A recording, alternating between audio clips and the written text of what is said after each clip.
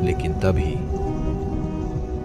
अमित की नजर उस रहस्यमयी निशान पर टिक जाती है और अमित गहरी सोच में डूब जाता है। ऐसा निशान उसने पहले भी कहीं देखा है।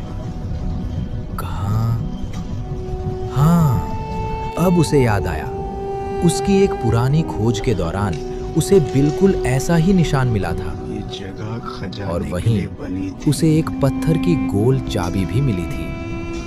शायद वही इस अधूरी आकृति का खोया हुआ हिस्सा है।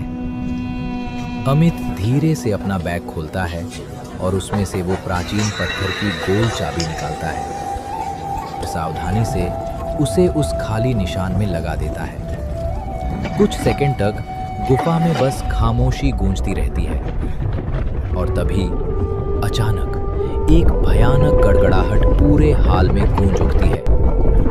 अमित के पैरों के नीचे की जमीन कांपने लगती है और अगले ही पल जमीन अचानक टूटकर खुल जाती है।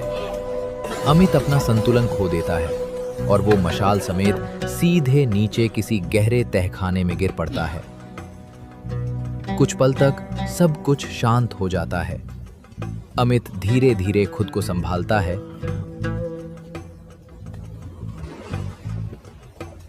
और जमीन से अपनी मशाल उठाकर खड़ा हो जाता है। लेकिन जैसे ही उसकी नजर उस तहखाने पर पड़ती है, उसकी आंखें हैरानी से खुली की खुली रह जाती हैं। उसके सामने फैला हुआ है पौराणिक काल का असंख्य, अगणित, अकूत खजाना।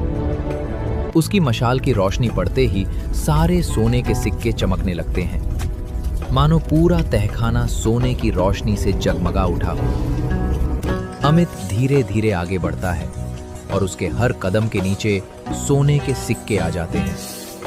उनकी टकराने की खनखनाती आवाज पूरे तहखाने में गूंजने लगती है।